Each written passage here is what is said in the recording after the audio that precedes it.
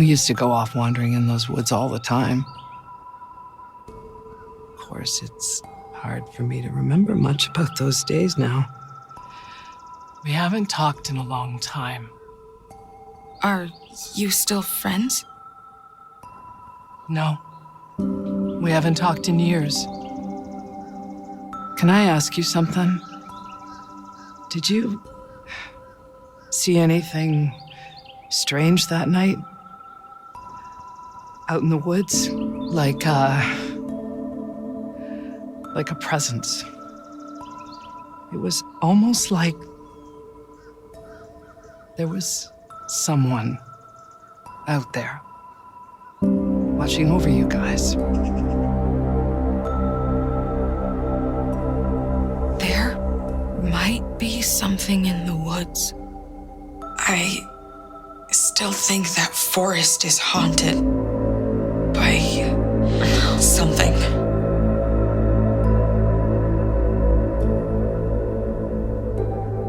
We must be the lucky ones, huh?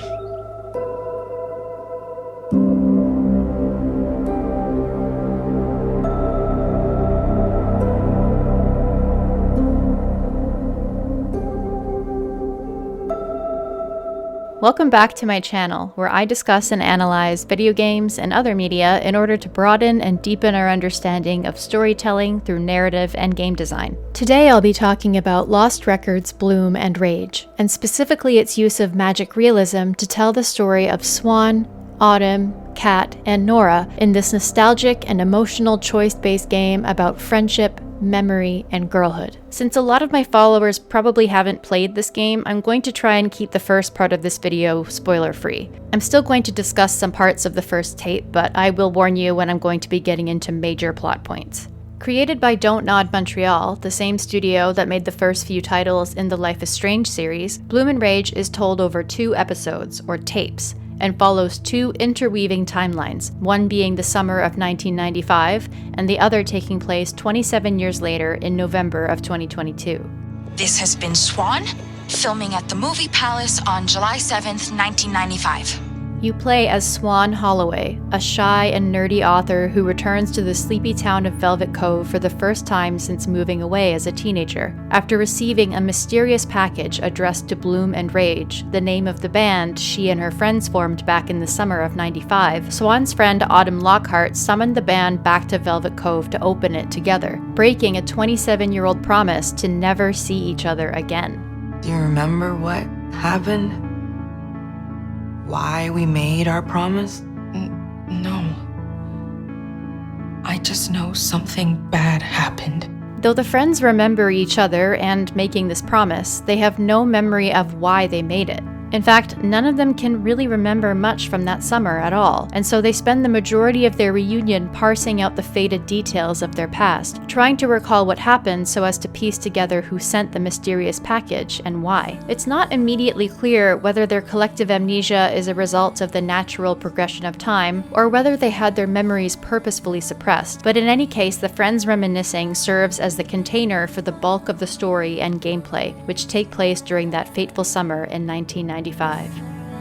Magic realism is a narrative genre that introduces magical or fantastical elements within a story that is otherwise grounded in reality in order to highlight key themes or embellish the characters' emotional journeys. It often blurs the line between reality and speculation, and has been defined by author and literary professor Matthew Stretcher as what happens when a highly detailed, realistic setting is invaded by something too strange to believe. This is fucking weird, you guys. This genre invites audiences to engage with the story using an elevated suspension of disbelief, especially because, more often than not, the magical elements of magic realism go unexplained. This is called authorial reticence, when the author purposefully withholds information or concrete explanations about the fantastical facets of their world. This can encourage audiences or readers to use their imaginations and creates a sense of confusion or mystery. MIT professor and ludologist Jesper Juhl argues that all video games are in some way magic realist and utilize authorial reticence. Games have been asking players to buy into wild ideas and concepts, sometimes with zero explanation, for years, and it usually works. Some games push the idea further than others, but most players understand that in order to fully embrace the experience a game is offering you, you have to meet it on its terms, or in other words, its rules. For example, it's a lot more fun to just go along with the initially unexplained regenerative powers of Ethan Winters in Resident Evil, and a lot less fun to debate the real-life science behind a vaccine for a fictional interpretation of a brain-controlling fungus in The Last of Us. I'm worried. Someone's got a grudge. Oh God. Are we in trouble? Embracing the magic realist genre, Bloom and Rage presents the story as a mystery, owing to the characters' suppressed memories and the trepidatious way they approach the strange package, and actually exploits the player's instinct to try and solve the puzzle in order to distract us from the real story being told, until it smacks you in the face at the end. But I'm getting ahead of myself. To Don't Nod's credit, they don't leave players entirely in the dark. There are plenty of references throughout the game to missing persons cases that went cold, incidents of sinkholes bearing million-year-old bioluminescent flora, and multiple reports of strange sightings in the Whispering Woods. Though Velvet Cove itself is a fictional town, it's set within the real-life region of Keweenaw County in Michigan's Upper Peninsula. This region is rich with local myths and legends, from a haunted theater in Copper Country to a half-canine monster that stalks the Northwoods.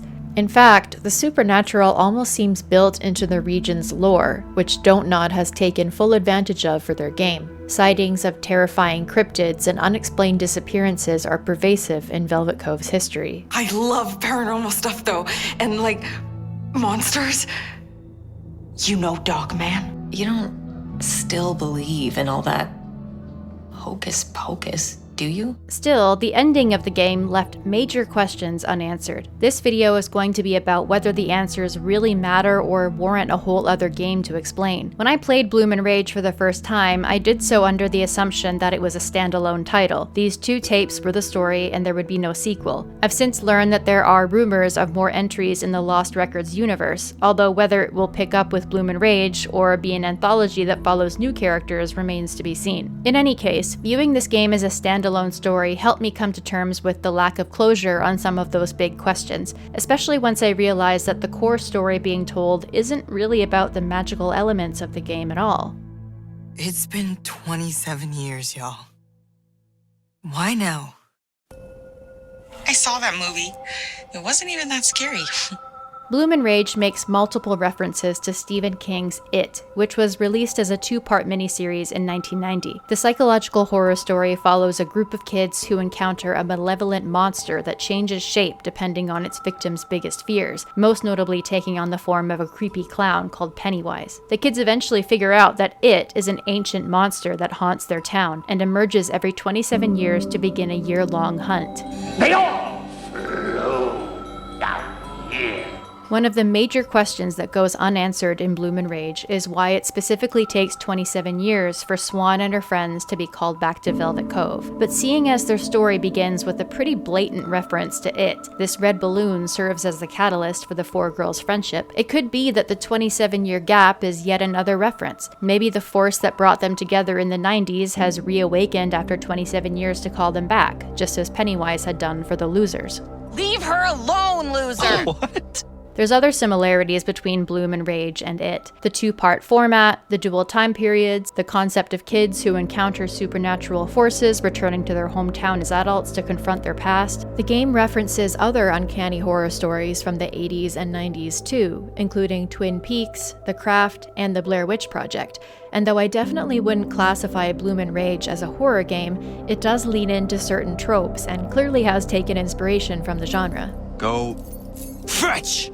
For the player, the first weird thing happens the day Swan meets Autumn, Nora, and Kat. After a run-in with Kat's older sister Dylan and her tyrannous boyfriend Corey, the girls spend the evening getting to know each other at this empty playground. While searching for Autumn's lost keys, Autumn and Swan eventually come across this strange graffiti on a piece of plywood, and you'll find that Swan's camcorder acts up whenever you try to film it. Swan's camcorder is a major gameplay ingredient in Bloom and Rage, allowing players to capture whatever they want on tape at almost any given time. But certain things, like this graffiti and other things we'll come across later, cause the camera to go haywire. These swirl-like designs in the area have the same effect. Swirls have been and will continue to be a recurring and significant symbol throughout the game. And then, as Swan and Autumn make their way back towards the group, something knocks over another cutout of the same It clown that was on display at the movie palace. It felt like fate.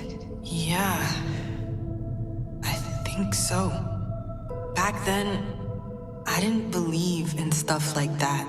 Throughout this chapter, the soundtrack by Milk and Bone captures a mood that is both whimsical and uneasy in a track called Liminal Spaces. A liminal space is a period or a place that exists between two different states of being. It's at once nostalgic, eerie, and surreal, and usually is a place of transition, traversal, or temporarity. The uncanny sensation these places evoke is a result of recognizing a familiar place, but observing it outside of its usual purpose or context, such as a school hallway at nighttime or an empty airport or shopping mall. It's a fitting name for this old playground at night, occupied by 4 adolescents caught in the liminal stage between childhood and adulthood. I had this intuition that the 4 of us were gonna be tight. I felt that way about you guys too. It was like a magnetic pull. Liminality and traversal are consistent themes in Bloom and Rage, the concept of being in 2 places at once, simultaneously on both sides of a threshold, old and young, living and dead, here and unhere. Arguably, the player themselves occupies a liminal space, playing in both 1995 and 2022 at the same time, being themselves while also controlling Swan. The soundtrack includes multiple original songs written specifically for Bloom and Rage, and the lyrics and track titles feature many clues that contextualize what happens in the game, but we'll circle back to this later.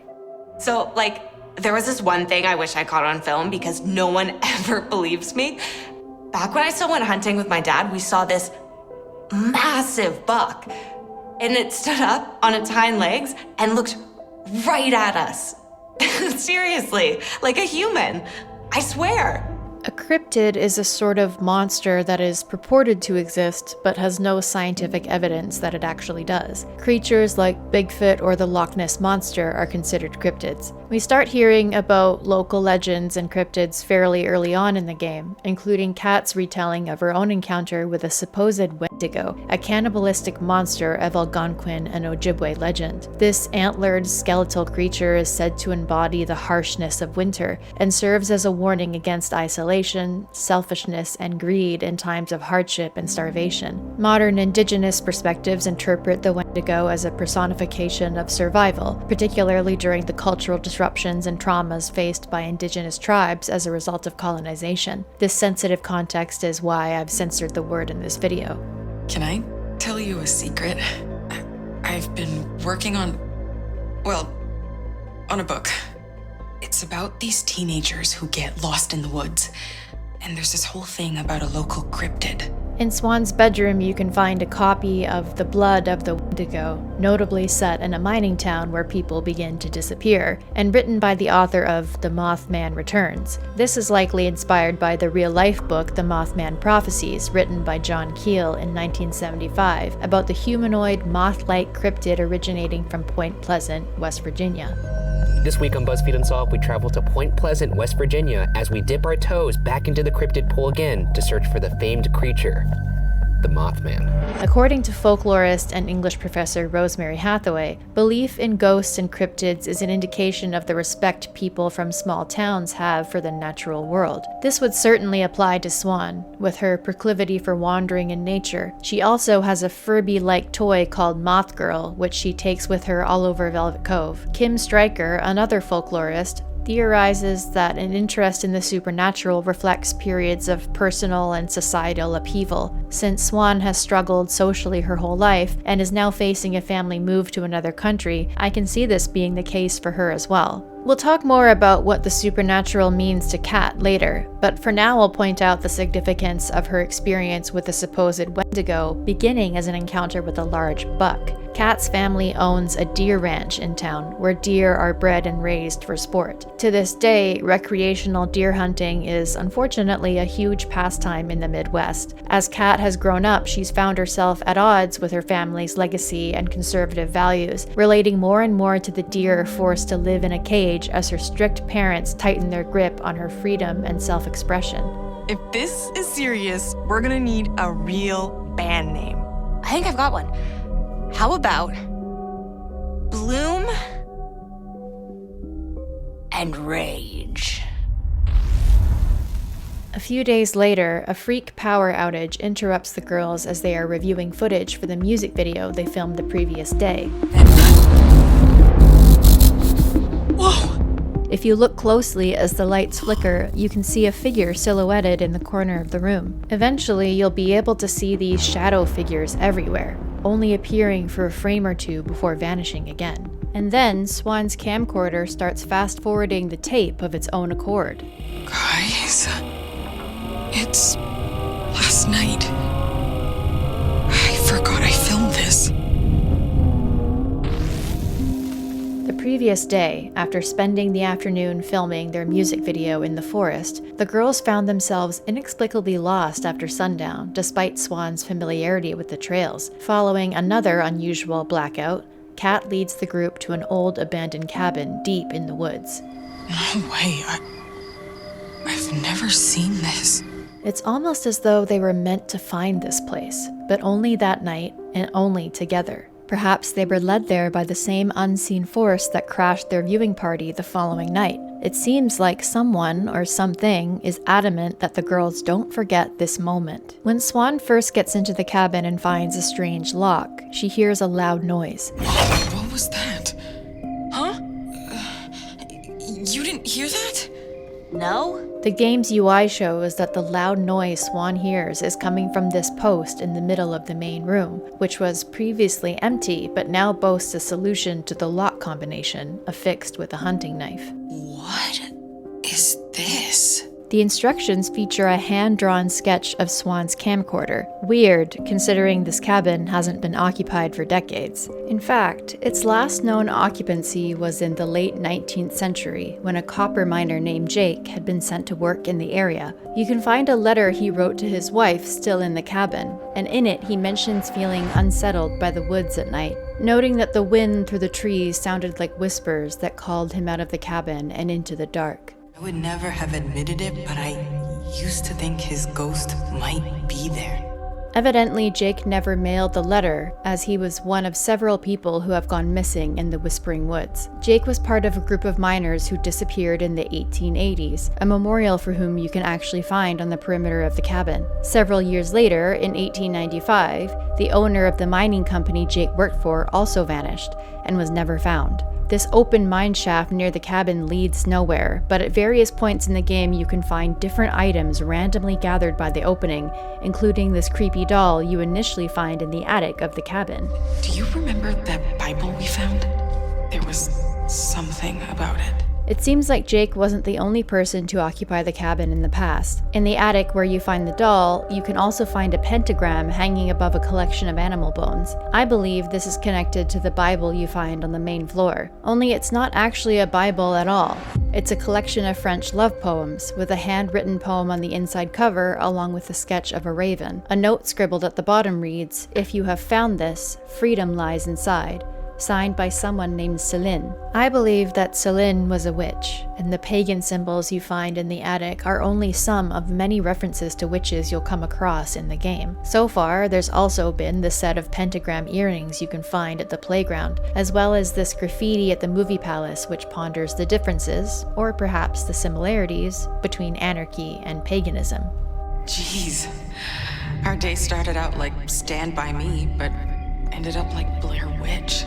While Michigan doesn't have a robust documented history of witch persecutions, there are several legends involving suspected witches embedded in the state's folklore. While the Upper Peninsula is known for its ghostly places, Mackinac Island has been called one of the most haunted regions in America. The picturesque island, located on Lake Huron, boasts a lagoon colloquially known as the Drowning Pool. According to legend, 7 women were taken there to be tried and subsequently drowned for witchcraft, and now haunt the area seeking retribution. Additionally, the Straits of Mackinac was the site of a bustling fur trading post in the 17th century, run by French settlers who formed contentious relationships with the indigenous tribes in the area. Could Céline have been one of these settlers who was killed in the Drowning Pool and now haunts the land the cabin stands on? Could she have had something to do with the miners' disappearances? The doll in the attic also gives witchy vibes, though I think it most closely resembles a corn husk doll, a tradition long upheld by northeastern Native Americans, most notably the Iroquois and the Haudenosaunee tribes. They were used in healing ceremonies or as domestic charms to ward off bad dreams and protect the home. European settlers eventually adopted the tradition from the Native Americans, which would explain why Céline had one, though judging by the suspicious stains on the doll and its seeming ability to exist in multiple places at once, as we'll see later, it's possible that Céline had less benevolent intentions for it. There are a couple other bizarre things that happened during Swan's initial exploration of the cabin. The first time Swan starts filming, a butterfly flies at the camera and startles her. This bear trap also randomly snaps shut while Swan is looking at it. All of these occurrences, along with the creepy items you can find and the commentary by Autumn and Adult Swan as they reminisce, certainly lend themselves to a ghostly sensation for the player, who may at this point assume the cabin is haunted, but this, I believe, is a misdirect. Sort of. Oddly enough, we found our way home after that. Easily. As if we'd always known the way. The day after the power outage at Nora's, the girls returned to the cabin in the daytime to clean it up and turn it into their own personal hideout, and eventually name it either Fawn's Rest or Fawn's Curse, depending on the player's choice. So you said you found this place on the way here, right? Yeah. I came out here early. Couldn't sleep. Sometime later, Kat brings the girls to a clearing near the cabin populated by ravens, strange flowers, and severed birch trees whose bark bears an uncanny resemblance to a series of eyes. At the center of the clearing is a mushroom circle, or a fairy ring. While there are natural explanations for this, fairy rings have deep roots in European folklore. Notably, in France, they're known as ronds des sorcières, or witches' circles, and considering the Céline from the cabin was French, I don't think this is a coincidence. Some superstitions warn against entering fairy rings, as those who cross the boundary can be cursed with eternal invisibility, kidnapped by fairies, or end up dying at a young age. Another portends that standing in the middle of a fairy ring during a full moon and making a wish will see your dreams come true. Have you ever wanted to, lay a curse on someone? Back when we met, when Corey was yelling at you, I wanted to fucking curse him right there. For you? While the girls sit within the fairy ring, Kat recites the song she has written, which doubles as a curse she intends to lay on those who have bullied or otherwise harmed her loved ones. Called See You in Hell, the song serves as both a threat and a promise to those who have messed with Bloom and Rage, and evokes the character of an infernal sorceress who casts spells and torments her victims in the afterlife. See you in hell.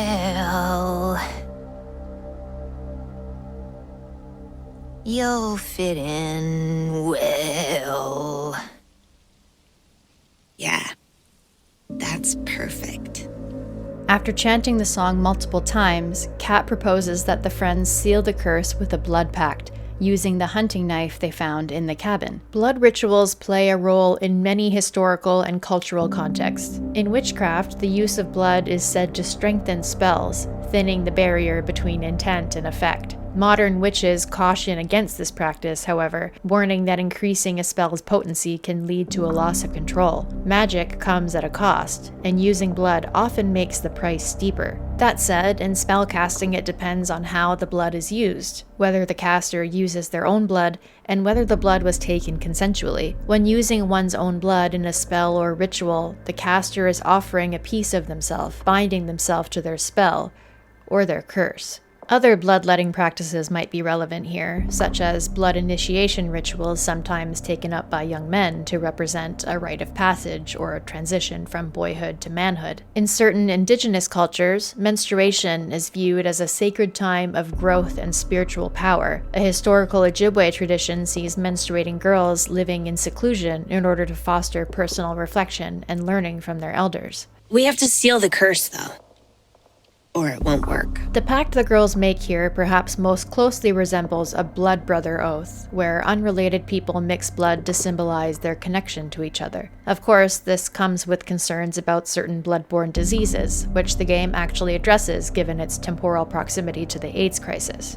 My mom's brother, I never told you this, but he was HIV positive, and yeah, he didn't make it. While nothing distinctly magical or supernatural happens during this scene, you certainly get the feeling that something has been invoked, especially as Kat declares her intent to broadcast the curse to an audience during an impromptu public concert. She certainly seems to know what she's doing, whether or not she's prepared for the full impact of her actions. We were so reckless back then. See you in hell. Nora! Fuck, that was a good song. How could I forget?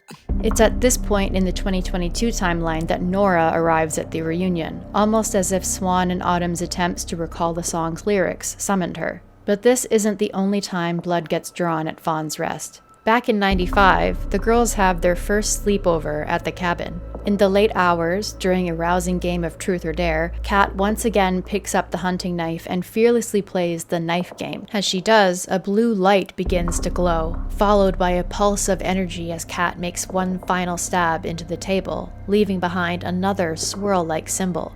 As it fades, you may notice that Kat indeed nicked herself with the knife, perhaps offering another drop of blood with which to seal, or strengthen, the curse. The table itself has been in the cabin since the girls found it, and I believe this incident may have played a part in binding Kat to the cabin and the forces that permeate it, as though the land itself is imbued with some sort of magical energy.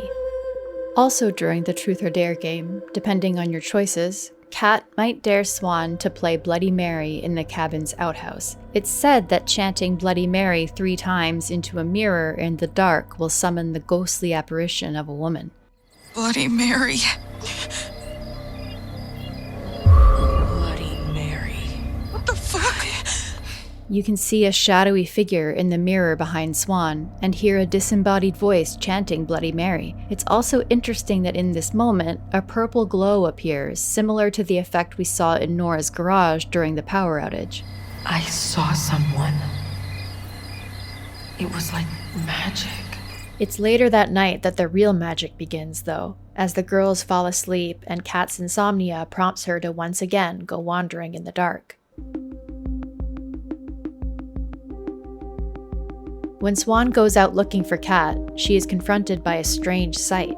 An eclipse of moths bearing a pink and blue glow. And they aren't the only things glowing. The area by the creek is suddenly lit up by bioluminescent flowers surrounding this peculiar bowl and a pedestal. If you explore the whole area, you'll eventually come across the corn husk doll from the attic, twice. There's one left in the mine shaft opening, as previously mentioned. There's also one at the end of the trail leading away from the cabin. Neither of them appear in these areas at any other time in the game, and it's also not clear if this is the same doll appearing in multiple places at once, or 2 different dolls. I believe these dolls are meant to represent Swan and Kat, respectively. At this moment, Swan is at the beginning of the path to find Kat, and Kat is somewhere else, perched over the ledge of something unknown. Kat was always wandering those woods alone. She was the type that follows something, even if it seemed strange. The moths lead Swan around the perimeter of the cabin, only moving when she films them with her camcorder, and eventually lead her to a bush bearing more glowing flowers. Passing through it, Swan finds herself back on the path towards the clearing where the girls made their blood pact. Swan. Can't sleep? Cat! Chiso!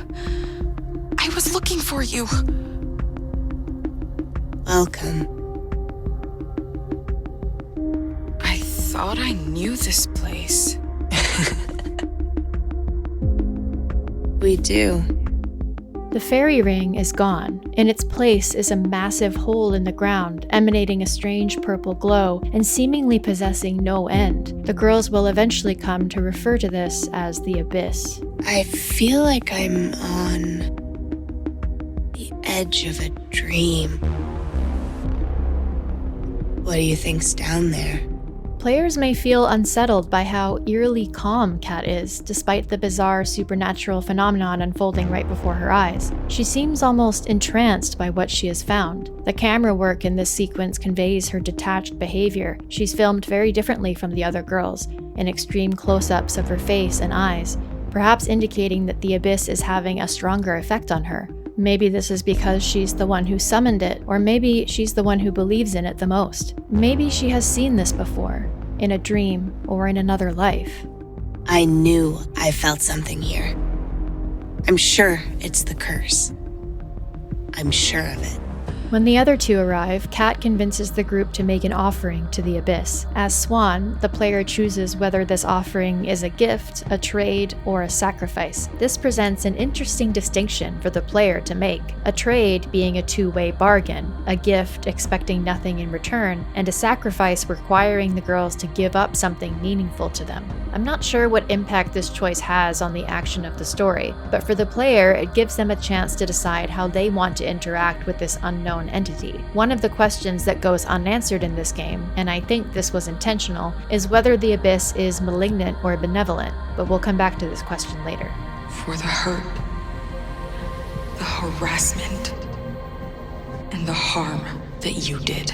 The player also gets a choice on what Swan asks the Abyss for. While Cat asks for an escape, Nora for fame, and Autumn for an indication that this forest is benign, Swan can either ask for freedom or strength. Depending on which you choose, Swan will either toss a glowing flower or a lock of her own hair into the Abyss. Swan's choice at the Abyss between strength and freedom is one that the player will continually have to make. Your choices going forward dictate how Bloom and Rage use their newfound powers, and play a huge role in how the ending of the game will play out. Things are finally going right for me. Ever since we found that place. Ever since I met all of you. In parallel with this scene, we see the girls being confronted by Corey the following day. But this time, the girls aren't scared of him. It seems the Abyss granted them each a sense of strength and confidence that they didn't have before, their eyes glowing with the vibrant purple of the Abyss, their collective power eventually getting into Corey's head and scaring him away. I'll never forget this. Everything that's happened tonight. Do you remember how strange Cat seemed after we found the Abyss? Cat seemed to change that night. This is a spoiler warning. From this point forward, I'm going to be getting into major spoiler territory. Knowing the next big plot points will greatly impact your experience, so if you plan on playing this game and haven't yet, I highly recommend clicking off here. Thanks for checking out this video, and I hope you'll come back to watch the rest once you've completed your own playthrough of Bloom and Rage. Things were so different back then. Music and our bond was all that mattered. Following the girls' encounter with the Abyss, they prepare for their special concert. This will become the climax of Tape 1, and takes place at the same bar that Swan, Autumn, and Nora are having their reunion at in 2022. The girls' sense of freedom and exhilaration doesn't last long, though, as their performance is interrupted by Dylan, Corey, and other disapproving members of the community. Once she's had enough, Kat takes matters into her own hands. For the fear, the harassment, and the harm that you did! Cat? Do you hear me? Stupid, dumb, fucking assholes! Cat! Calm down! Please! For anyone who has played a Life is Strange game, a bleeding nose is a major red flag and a sign that something crazy is about to happen. In those games, characters possessing supernatural powers get bloody noses when pushed to the limits of their abilities. If Don't Nod meant this moment to be a misdirect, it's an effective one. As Kat chants her curse, even players who aren't familiar with Life is Strange may expect some cataclysmic magical event to happen here, especially given all the uncanny things we've seen thus far, as well as Kat's affinity for the Abyss. But when she instead collapses, and her sister Dylan informs the girls that Kat is dying of leukemia, we're suddenly faced with a startling truth that recontextualizes everything we've played so far, one that is very much real and as far from magical as it gets. While the other girls have been savoring their last few months of freedom before starting senior year or moving away, Kat has been secretly living her final summer ever. Only one more year. Yeah. Suddenly, Kat's behavior throughout the first tape makes way more sense. Her fearlessness in the face of danger, her anger and impulsiveness, her insomnia, her desperation to leave her mark on this world before she leaves it forever. It adds a whole new significance to the use of blood in her attempts to foster a connection with the Abyss, leukemia being a group of blood cancers. It also explains why Kat hasn't made an appearance in the 2022 timeline. I don't want to remember her as a sick little girl. She was such a force. The first tape ends here as Dylan and Corey whisk Kat away to the hospital. Watching their friend go, the remaining girls are suddenly made aware that someone is watching them. The dual timelines collide as Swan, Nora, and Autumn confront their past and future selves, the three surviving members of Bloom and Rage. In 2022, the circle on the mysterious package begins to glow purple, as do the woods beyond the bar. Is this another moment of time overlapping? Or is this an indication that after 27 years, the Abyss has once again been opened?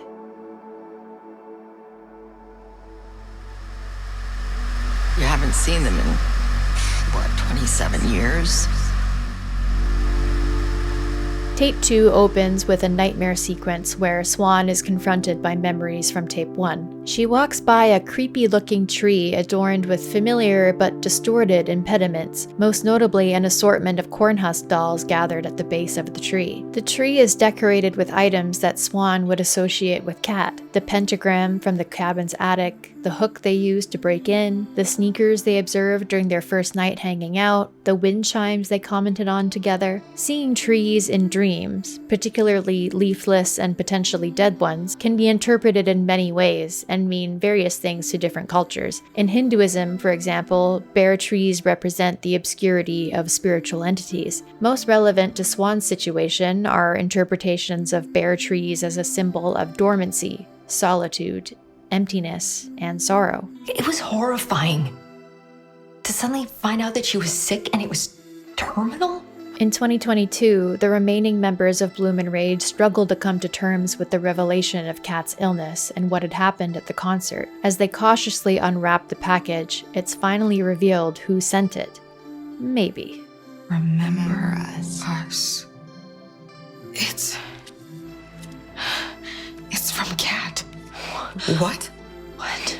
The package was wrapped in newspaper articles from that summer, including one that references their concert. But there's also one about undisclosed tragic events that forced the Michelson Ranch to briefly close around the end of August, beginning of September that year, after Kat passed away. And of course, front and center is the old lock the girls found in the cabin, which refuses to open, yet. Why would she lock it?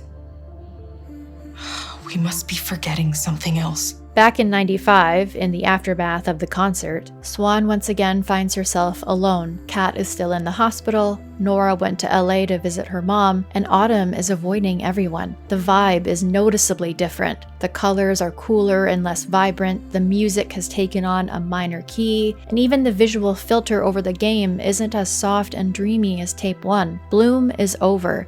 and now we're heading definitively into rage. Swan is sent by her mom back to the Blue Spruce to clean up the mess they left behind. It's here that she meets Pam, a resident of Velvet Cove who witnessed what happened at the concert. Pam also appears in the 2022 timeline, though whether she and Swan recognize each other is left ambiguous. You girls remind me so much of me and my friends when I was your age. We used to go off wandering in those woods all the time. Are you still friends? No, we haven't talked in years. It's odd, really. Pam and her stories offer a compelling parallel to Swan. Pam recounts tales of her own girlhood, wandering in the woods with her friends and witnessing things that are logically impossible, before eventually losing touch with them for reasons she can't seem to recall. She is lonely, iconoclastic, and often told that she is crazy, much like Swan is in both timelines. Did you see anything strange that night out in the woods? Like a presence. It was almost like there was someone out there watching over you guys. Like Swan and Kat, Pam seems particularly attuned to the energy that lingers in the Whispering Woods. She recounts her own encounter with a cryptid, a creature she believes to have been Bigfoot. But her observation that someone was out there watching over the girls is particularly intriguing. Is she sensing the abyss or the ghostly figures we've been seeing throughout the game? Or is she possibly talking about Swan, Nora, and Autumn in the 2022 timeline, whom their younger counterparts caught sight of briefly the night of the concert? Do you believe in magic? Not like David Copperfield, but for real? I knew something was different about you. Swan then returns to Fawn's Rest alone to collect her father's thermos. It's here that you can find a couple of items stashed in the mouth of the mine shaft, the hook that Swan and Kat used to break into the cabin, and a copper nugget. You can also find a note left on the memorial for the missing miners, bearing drawings of swirls in dark purple ink, along with a handwritten note that says, "I'm waiting." Weird. Wait, did Kat write this? Autumn shows up at the cabin too, and is overcome with anxiety about Kat and the concert. Depending on whether you manage to convince her to stay, the pair may be called to the abyss together, or Swan goes alone. If Autumn stays, she decides to make an offering to the abyss after all, and the glowing moths reappear. If Swan is alone, she hears a low cacophony of voices calling up to her from within the abyss. What is that? When Swan and Nora attempt to break Kat out of her house to watch the Perseid meteor shower, you can find some interesting items in Kat's room. This area, tagged as Kat's Witchy Corner, contains candles, rocks, and gemstones, and a written copy of a curse Kat wrote against Corey that differs from the song she wrote for Bloom and Rage. Remarkably, the cornhusk doll from the cabin seems to have made its way into Kat's room, and is now adorned with pushpins. This seems to resemble a poppet, a human-shaped effigy infused with personal effects in order to invoke sympathetic magic. In European witchcraft, inserting pins into a poppet is associated with curses and the intent to inflict harm on another person. The use of poppets is an ancient practice and is found across many cultures, and isn't always used maliciously. It's important to note that though the game labels this as a voodoo doll, Western and Hollywood depictions of voodoo dolls are not actually relevant to the African or Louisiana branches of voodoo. Also in Kat's room is a Michelson Ranch box bearing a striking resemblance to the package Bloom and Rage unwrapped in 2022. And, hidden in an encyclopedia, is a poem handwritten by Kat, along with a small sketch of a raven. "I have a visitor in my dreams. She smiles and says her name is Celine." It reminds me of the abyss. I haven't told you, but I've been having the weirdest dreams about that place. But like, from a long time ago. I think there were like witches, and maybe I was one too? Immediately, we're reminded of the Bible from the cabin, which belonged to a witch named Celine. She also handwrote a poem in a book and drew a raven accompanying it. Is Celine one of the witches Kat has been seeing in her dreams? Maybe Kat herself was one of those witches. Or maybe Kat was Celine, and her dreams are actually memories from a previous life.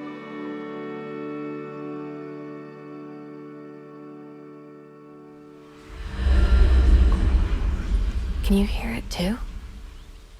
It's trying to tell us something. Towards the end of the summer, Kat invites the girls back to the Abyss to ask for their help with her final plan. Depending on the choices you've made, Kat's eyes may start to glow and swirl like the lights in the Abyss as she listens to the voices within. There's a price that must be paid. And I need your help, no matter what it costs. Kat, I'm with you. Tell us. Kat's plan involves the destruction of her family's ranch, freeing the deer her family keeps locked up for breeding and hunting purposes. Your choices throughout the game dictate Kat's behavior in this sequence. She might be grateful and emotional, or callous and impatient. As she explains to the girls why she's doing this, her eyes may or may not glow like they had done at the Abyss. Now I'm gonna make it right. They're not gonna die in a cage like that. Like me. After setting fire to the ranch and freeing all the deer, including Kat's favorite doe, Gertie, the girls are chased through the woods by an irate Corey. In another uncanny moment, the recently liberated deer come to the girls' defense. Hey! Hey! Hey! Hey! Hey! Hey!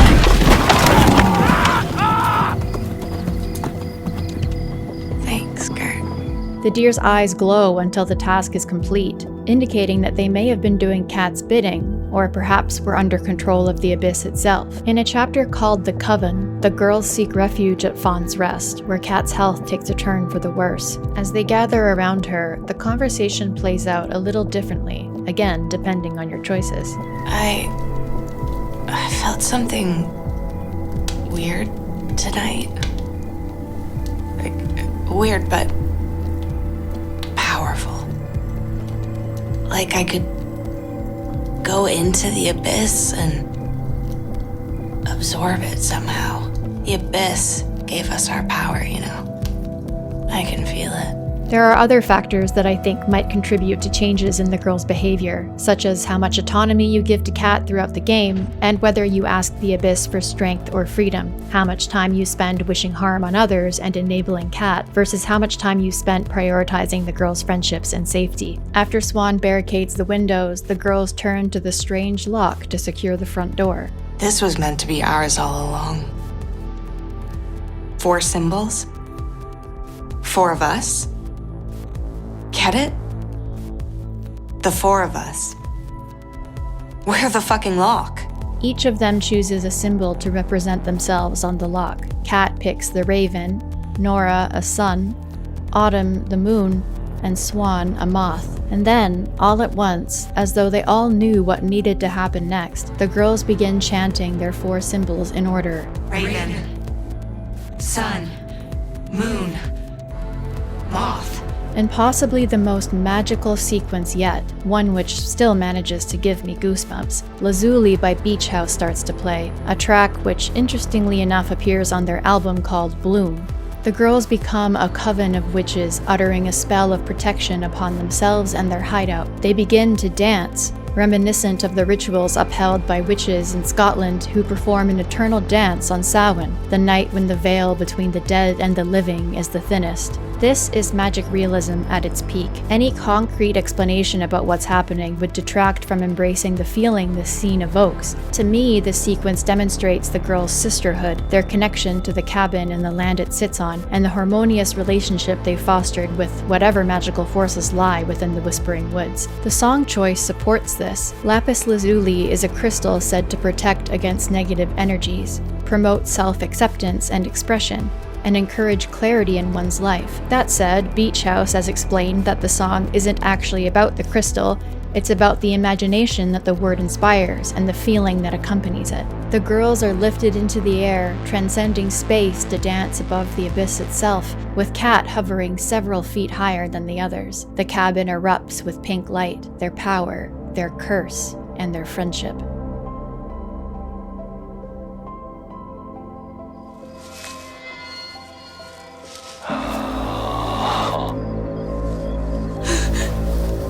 Following the dance, the girls fall asleep in the cabin, but are eventually awakened by a presence outside. Corey has found them. You always destroy what you can't control.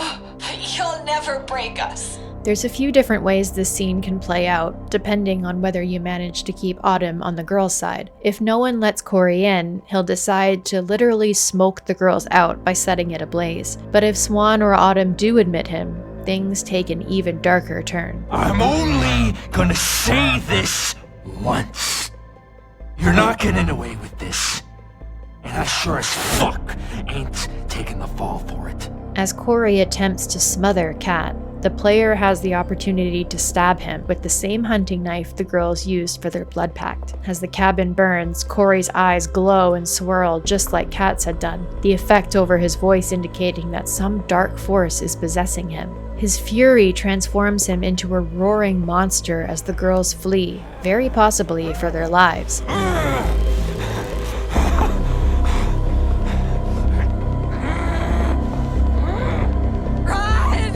It's at this point that fate, I think, steps in.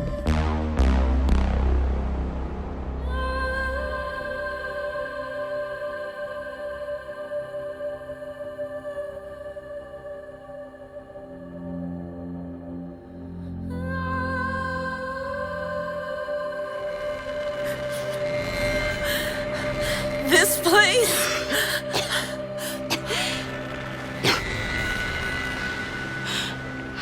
We end up here. Okay. What the fuck is this? It's not surprising that the climactic scene of the game takes place here, where the curse was laid, where the girls made their desires known.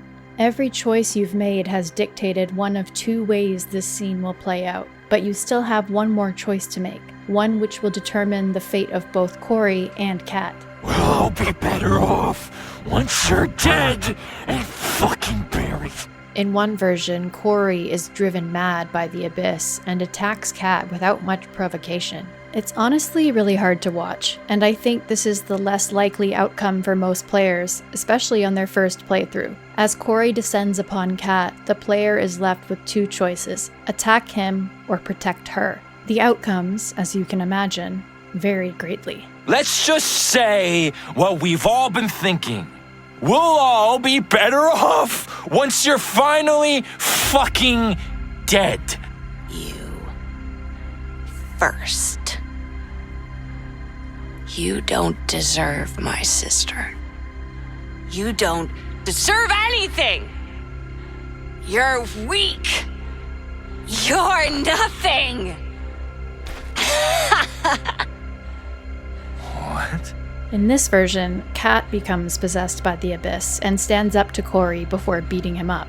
It's pretty clear to me that this is the outcome Don't Nod banked on most players getting. Narratively, this makes way more sense. Kat has been the one provoking this magical force the whole game in order to enact revenge against Corey, whom she holds responsible for a lot of the things that have gone wrong in her life. He drove a wedge between her and Dylan and got close with her parents so as to take over the ranch himself, and now acts as her personal jailer. In addition to bullying Swan at the start of the game, it's also heavily implied that he is often drunk, sexually assaulted Dylan, and was physically abusive towards both sisters in their home while their parents were away. At the climactic moment, the player now has three choices: attack Corey, stop Kat, or do nothing. There are 12 different variations of this moment, which is the most I've seen for an event in any choice-based game. However it ends up happening though, there's only two main outcomes. Either Corey is pushed or drawn into the abyss alone, or he and Kat fall in together.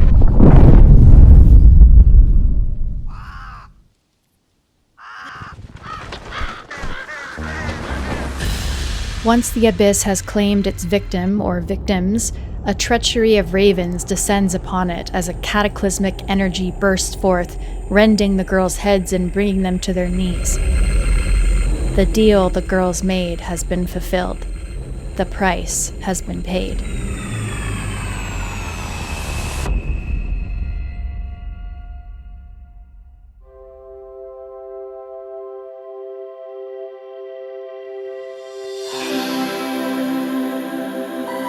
When the girls come to, the abyss is gone, replaced once again by the fairy ring. But the force that rules this place has one more thing to ask of the girls. You have to listen to me. The abyss. It's trying to protect us. It wants us to forget. I can feel it. The only way we can protect ourselves is if we forget. No one will believe what we saw. What really happened. It's too dangerous to remember everything. Summer's over. Bloom and rage were over. The abyss. It wants us to be free. But it wants something in return. We can't see each other. We won't, promise.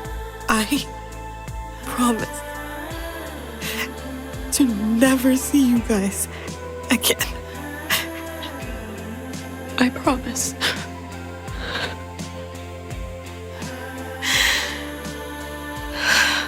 I promise. A series of whispers seals the girls' pact. Not one of blood this time, but one of pure heartbreak. If Kat is still around, she will slowly disappear once the promise is made, offering herself up to the abyss in exchange for the girls' protection. As she fades away, one question looms heavy over this whole scene. Why?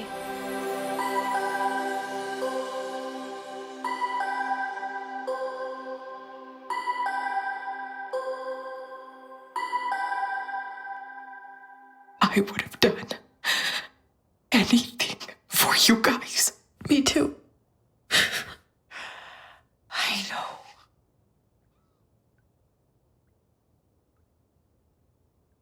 The lock.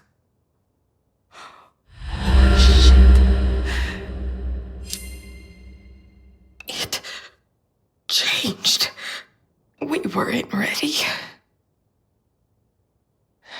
Not until now. I never thought I would be. But I am now. We just had to remember the truth. Swan, can you? Let's open it.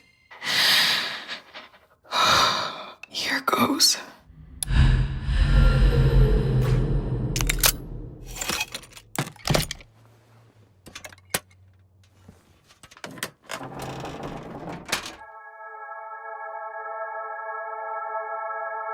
For the whole game, the contents of this package have been the biggest mystery. Who sent it and why? And what's inside? I went from thinking it was going to be something threatening or incriminating to wondering whether it would be Swan's collections of tapes that at one point she mentioned losing. Literally, the lost records. Then when I finally got to this point, I assumed the package would contain her lost camcorder. What I couldn't have predicted was that the package would contain much, much more than that.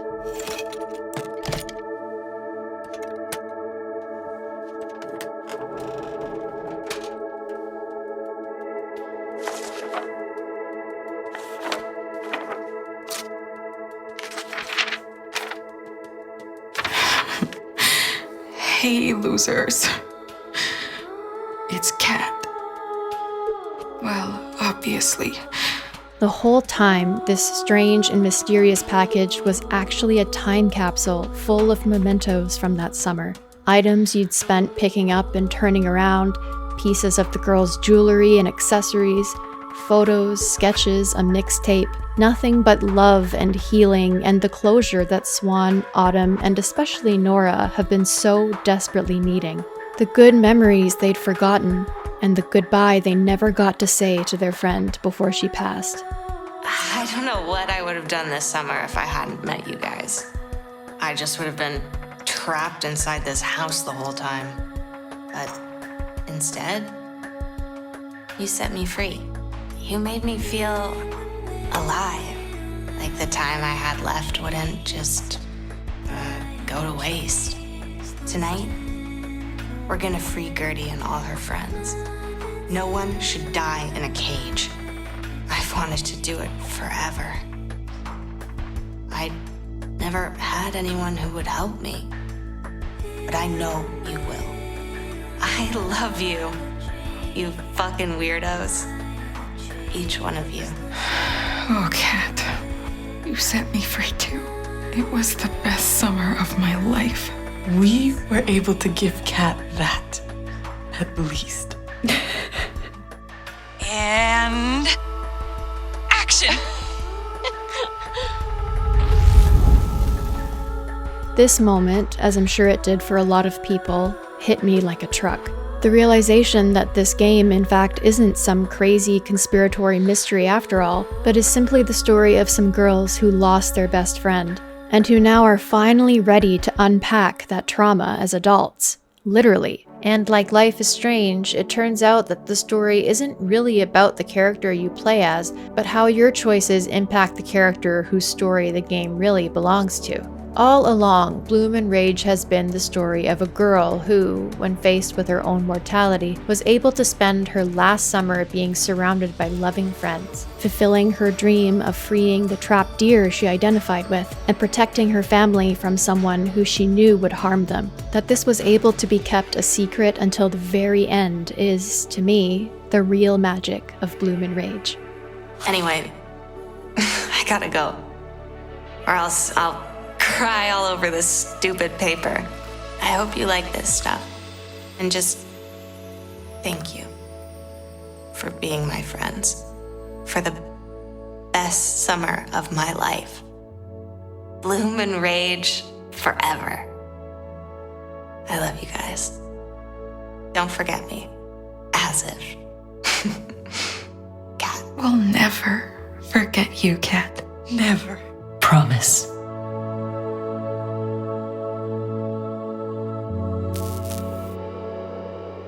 Please, come. Find me. I'm here.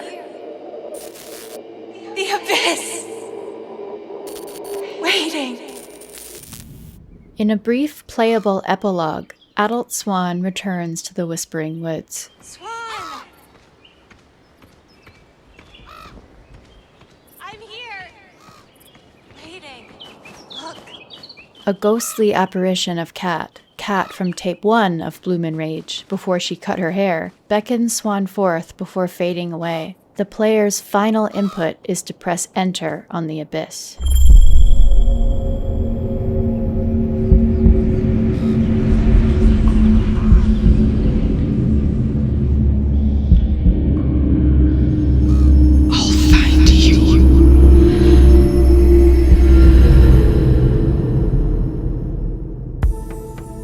As I mentioned at the beginning of the video, at the end of the game, there are still lots of questions left unanswered. Did Dylan actually send the package, as Kat mentions in her letter? Why did the girls have to promise never to see each other again if Kat knew she'd be sending them a time capsule in 27 years' time? Were their memories really magically suppressed? And if so, why? What exactly is the Abyss, and how is it that the time capsule contains items which shouldn't be there? Things that had fallen into the Abyss, like Swan's camcorder. Magic realism as a genre isn't particularly concerned with answering big questions about the fantastical elements it introduces, but now that I've played this game a few times, I've noticed it provides lots of clues to help us infer those answers without necessarily providing anything definitive. I think the best place to start, and perhaps the strongest clue there is the memoir called Anomaly, which Swan records the first time the girls encounter the Abyss. I've been here before. We've always been here. Here. And on here. Cat is there. Cat was always there. Cat was staring down at the lights in the abyss. Cat was calling up from down below. The voices are old and young. They are watching. They remember everything and nothing. They are shadows of what used to be. They want to come back, but they're afraid. The quote at the beginning and end of the memoir is from the 19th century nonsense poem Jabberwocky by Lewis Carroll, the author of Alice's Adventures in Wonderland. The poem appears in the sequel called Through the Looking Glass, which takes place in a parallel universe or dreamscape, and contains many made-up words that Carroll invented himself that don't contain any explicit meaning. Jabberwocky.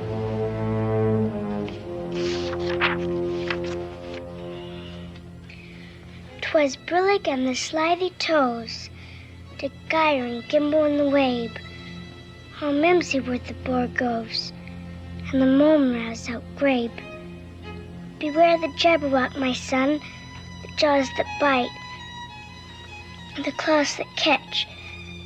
Beware the jubjub bird, and shun the fumiest bandersnatch. I can just tell this is supposed to be a scary poem. It's a good thing I'm grown up, or I probably would be a little frightened.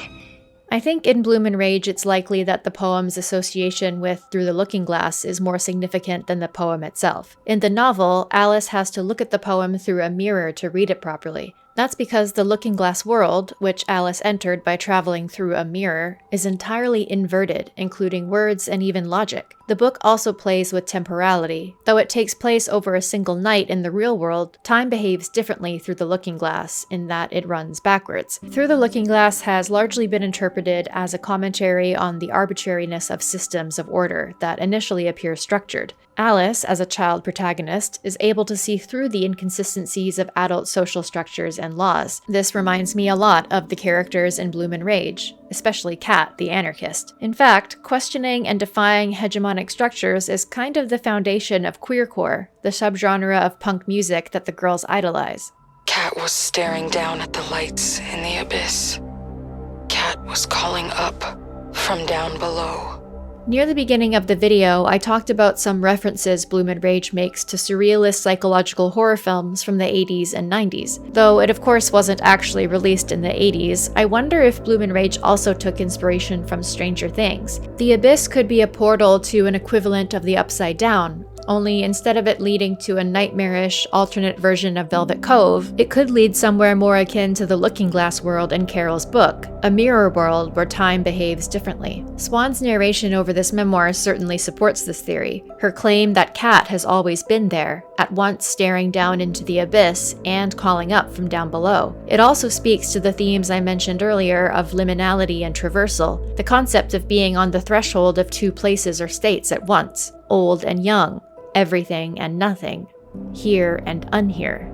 There's also the 2 chapters of the original story Swan wrote, which you can find hidden away in her secret spot. In the first chapter, called Echoes of Another Me, the autobiographical Agent S discovers an alternate, elevated version of herself in the reflection of a secluded creek, describing the water's surface as a perfect mirror. She writes about obtaining a tiny dark copper gem, a memory of an echo where the boundaries of self and universe blurred in a passionate dance. In chapter 2, called Into the Void, Agent S returns to the woods, the copper stone leading her to a glowing, symmetrical sinkhole in the ground, which she compares to the eyes of her alternate self in their infiniteness. Overcome by the urge to jump in, Agent S sees the same glow in her partner's eyes before they take the leap together. Though Chapter 2 appears in Swan's secret spot in the second tape, after finding the abyss, Chapter 1 is available from the beginning of the game. It's interesting that she combined the idea of an alternate, all-knowing version of herself with the abyss, especially given that at the very end of the game, Swan enters the abyss herself. I wonder if, somehow, Swan had written about encountering her future self, as though part of her knew what her fate would be.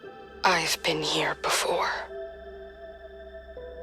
We've always been here.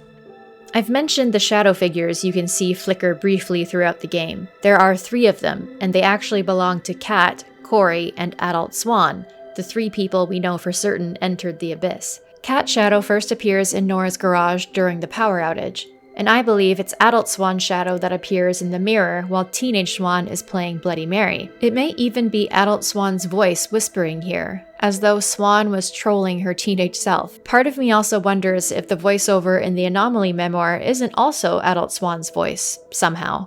The voices are old and young. They are watching. They remember everything. and nothing.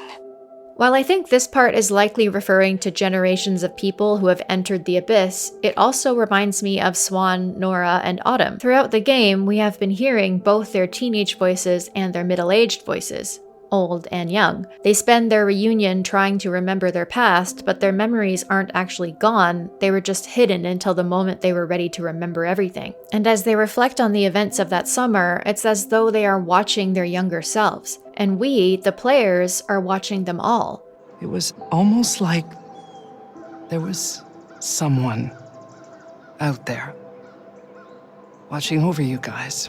From the very beginning of the game, ravens are an almost constant presence. Generally speaking, ravens are a complex, multifaceted symbol, thought to be associated with knowledge, intuition, and prophecy, as well as being an ill omen that portends loss and tragedy. More specifically, ravens carry a plethora of meanings across different cultures and belief systems. In Norse mythology, a pair of ravens served as messengers for the chief god Odin, playing a key role in Odin's pursuit of ultimate truth. Their names are Hugin and Munin, which mean thought and memory, respectively, and together represent the symbiosis of perception and wisdom, that is, the ability to learn new information and subsequently to understand and remember it. To various indigenous tribes, the raven represents the trickster, a supernatural figure that plays different roles to different tribes. Depending on its iteration, the trickster can be a hero, a protector, and/or a mischief maker. Amongst the Haida, by delivering the sun, moon, stars, water, and fire via mischievous means, the raven represents the duality of creation and chaos.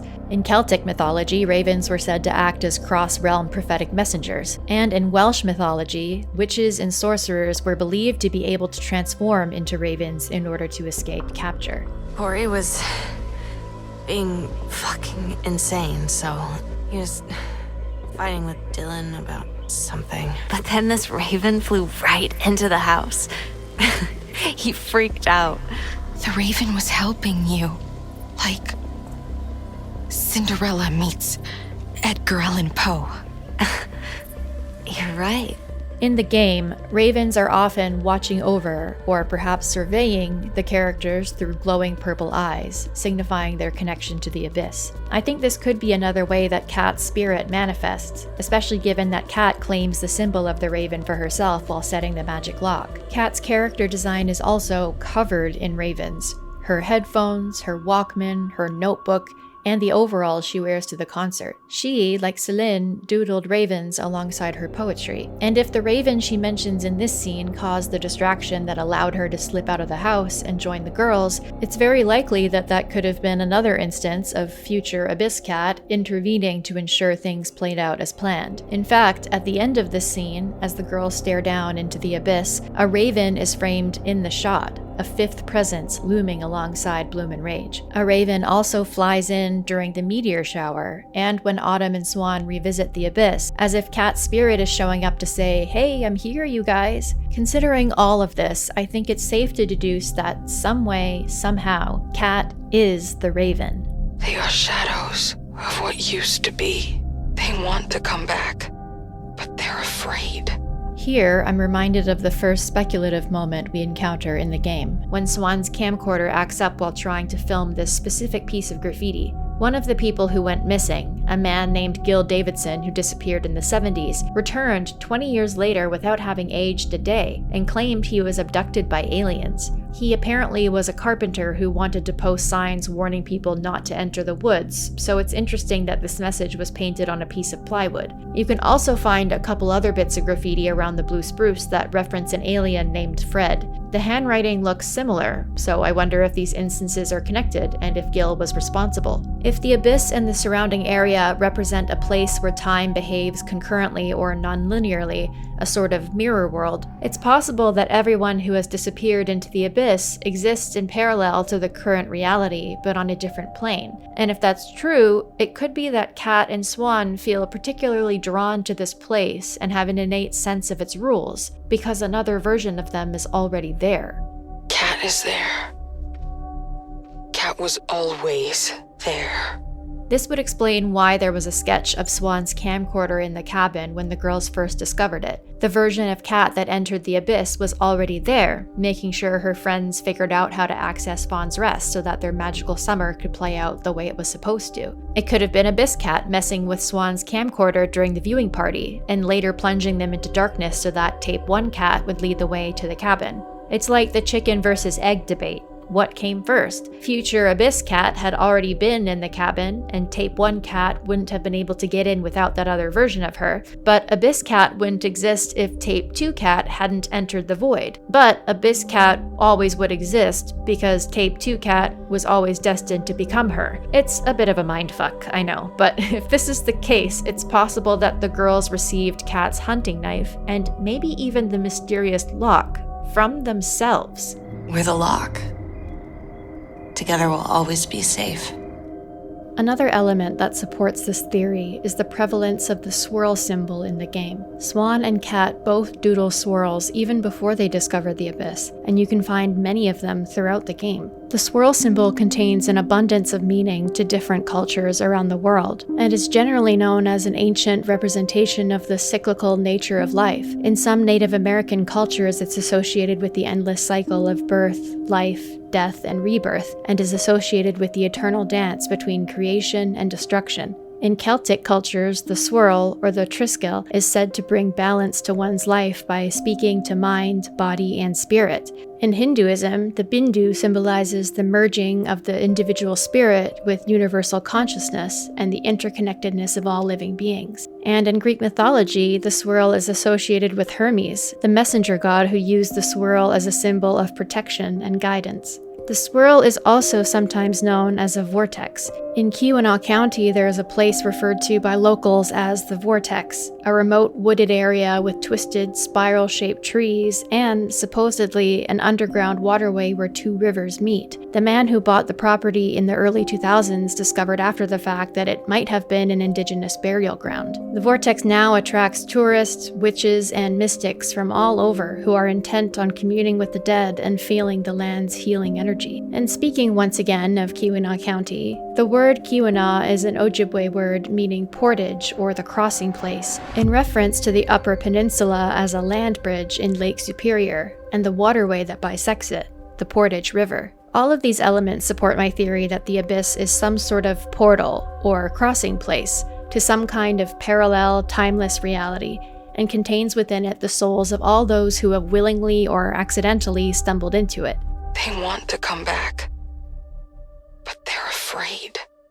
So now let's talk about its nature. As I mentioned earlier, one of my big questions is about whether the abyss is a malignant or benevolent force. Is it really trying to help Bloom and Rage as they seek its guidance? Or is it leading them down a painful, destructive, and potentially violent path? The answer, I think, is not so black and white. In keeping with the core of the story I previously outlined, about a group of girls facing a devastating loss as teenagers, I think it's very possible that the abyss wanted the teens to forget what they experienced so that they could grow up and live their lives without being marred by that trauma until they were grown and in a place where they could emotionally handle the truth. As someone who lost a friend as a teenager, this idea makes my heart hurt. While I often think about what my life would have been like if I hadn't gone through that, I know that I am who I am now and got to this point in my life because of that experience. While the idea may be well-intentioned, it's a double-edged sword. On the one hand, the girls were free to live their lives and grow up unburdened by that grief, but it came at the expense of all those precious memories of the summer they spent together and the influence that knowing Kat would have had on their outlook on life. And now that it's caught up to them, they have to grieve all over again anyway. I don't think I knew how to tell you guys at the time, but I loved Kat. Like, as more than a friend. So, when I found out she had cancer, I was crushed. And I didn't know if I should still tell her. You were the first people who liked me. The real me. But then everything fell apart. And I guess I shut down. And I didn't want to put myself out there again. But I'm gonna try. Autumn, I know you wish you could have done more to help me, but you did help me. More than you'll ever know. I hope you can go and live your life and be happy. I've spent my whole career trying to save these girls. Autumn, I can't save them all. But I tell myself, if I can save just this one, that counts for something. And I know she's right. We have to try to find happiness, no matter how dark things get sometimes. We also know by the end that Kat didn't want to be forgotten. She writes in her letter, "Don't forget me," and the package is covered in handwritten pleas to remember, despite the promise the Abyss made them make to never see each other again. Somehow, Kat got that time capsule to her friends, indicating that she was determined to remind them about her, and perhaps to bring them back together. In that sense, it seems she may be at odds with the Abyss, and is perhaps trying to get out. I'm fucking dying here. Get me out. Get me out. Get us out. Abyss Cat has been haunting all four of them since they first met, reaching out through time and space so that they'd remember her when the time came. Since the game is so much about memory and the stinging knife of nostalgia, the events of the past only become real when Swan, Autumn, and Nora remember them in 2022. Maybe that's what Kat is fighting for, to be made real again, if only in her friends' memories. On the other hand, memory, as we know, can be unreliable. How much of what we experienced in the 1995 timeline was real, and how much could have been manipulated, either by Abyss Cat in her potential battle to be remembered, or by the Abyss itself, for potentially more nefarious reasons. Please, come. Find me. I'm here. The Abyss. Waiting.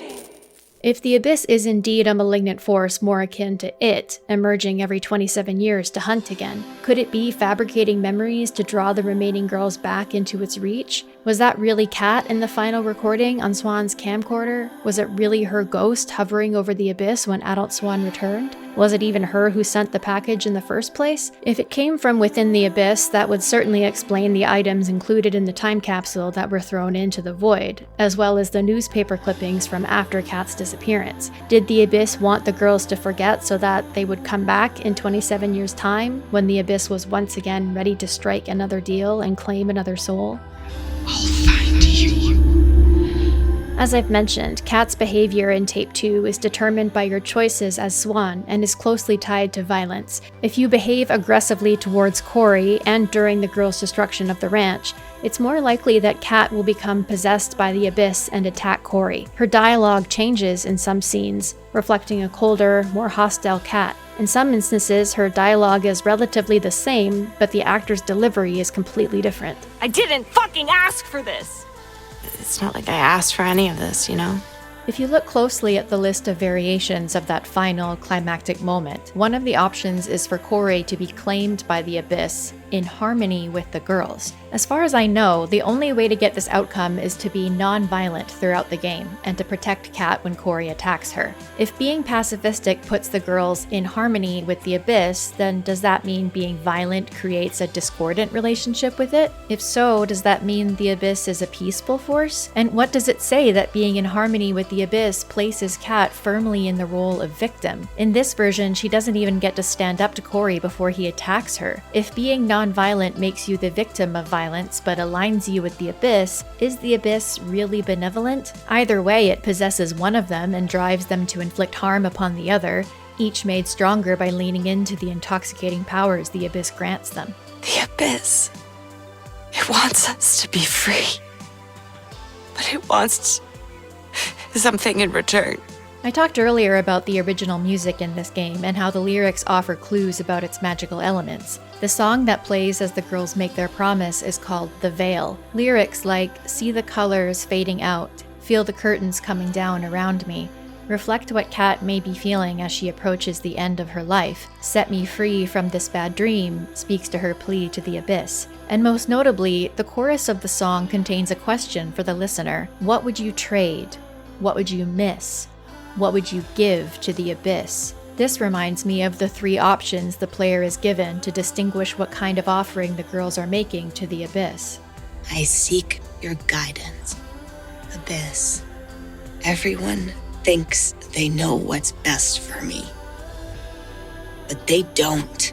The song also encapsulates Kat's sacrifice. By cursing Corey, Kat bound him and herself to the Abyss, perhaps knowing that ridding the world of Corey would come at the cost of her own life, which she may have thought was worth it, given that she knew she was running out of time. Corey was an active threat to herself, her friends, and especially to her sister. It's also revealed that he intended to take over her father's ranch, and so in that regard he posed a threat to all the deer living there too. Kat's sacrifice was the price of his erasure, the result of a deal with the devil, so to speak.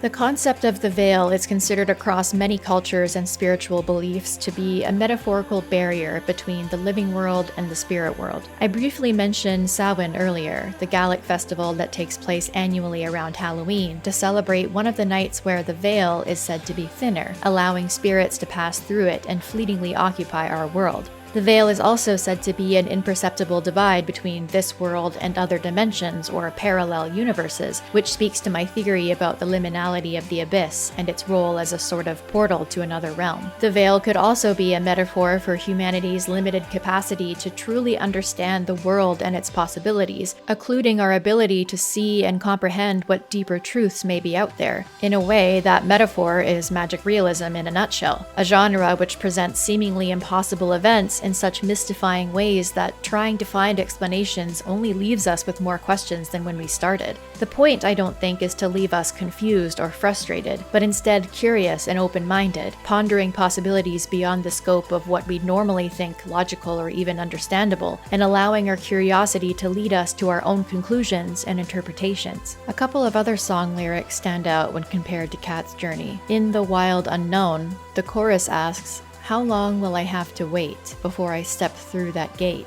Into the wild unknown, find a place like home." Again, this ties in the idea of crossing over into another world, stepping through the gate into a place that feels more like home than where Kat is currently. How far will I have to go? Which way will the river flow? Makes me think of an impending crossroads. How far will Kat need to go for her justice or revenge? Which way will the ending go, knowing that there are 2 possible outcomes? And a more literal interpretation of "will I always be watching from my window" could indicate Kat feeling like a caged bird inside her house, or perhaps trapped by her illness which prevents her from seeing more of the world. Alternatively, it could also relate to Abyss Kat watching from beyond the veil, the Abyss or maybe even Swan's camcorder acting as a window through which she can watch the real world pass her by. Well, tonight has been full of surprises. Memories are one thing. Yeah. This is real.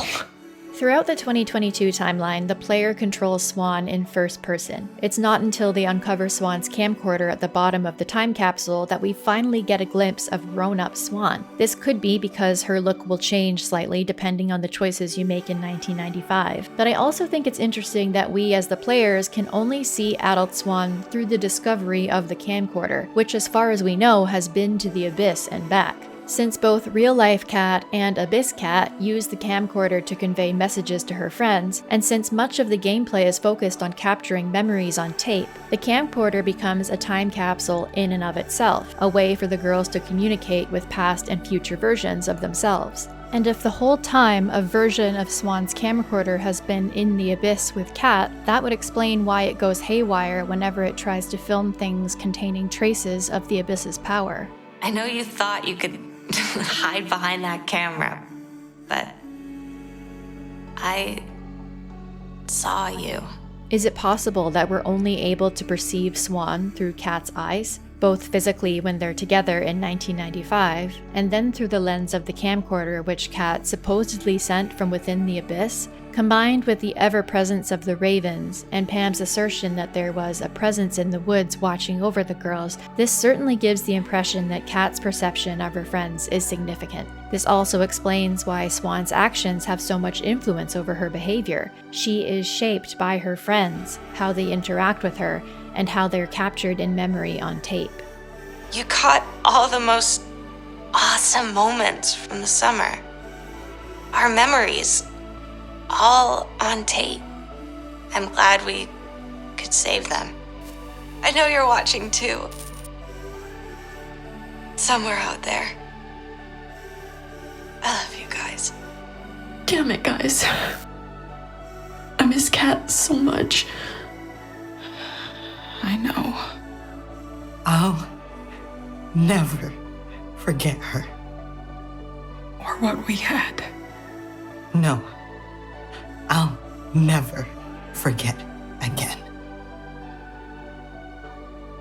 Come on. It's time.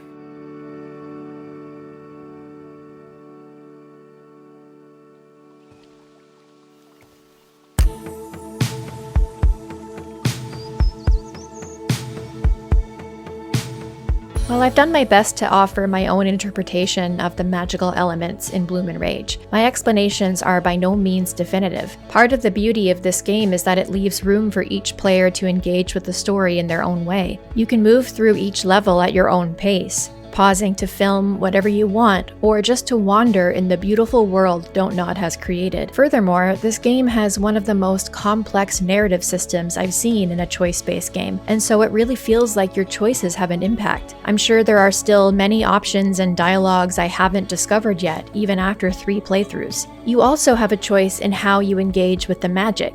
Will you lean into it and seek to hone it like Kat, or will you remain wary and skeptical like Autumn? What's your priority when playing Bloom and Rage? Is it to become powerful beings who can vanquish your bullies, to leave no stone unturned while trying to solve the mystery, or is it to figure out what makes each character tick? Or all of the above? One of the great things about Bloom and Rage is I don't think there's any right or wrong answer. It's about fostering your own relationship to the world, the characters, and to the magic on your own terms. And Magic Realism is a great container for that kind of exploration and interpretation to exist, because while the creators may have had specific ideas in mind, they purposefully withhold explanations so that the players are free to create their own ideas and to continue discussing the game long after they've left Velvet Cove. That's why I'm not sure a whole other game following these characters is necessary. But if Don't Nod ends up making more games that expand upon the Lost Records universe, you can bet I will be there with bells on to play them.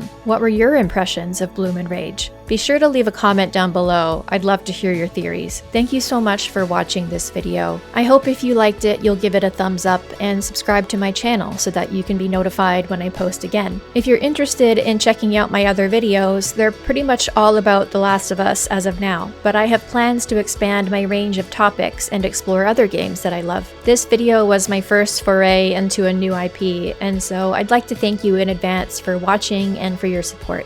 Until next time, I'll see you in hell. Endure and survive.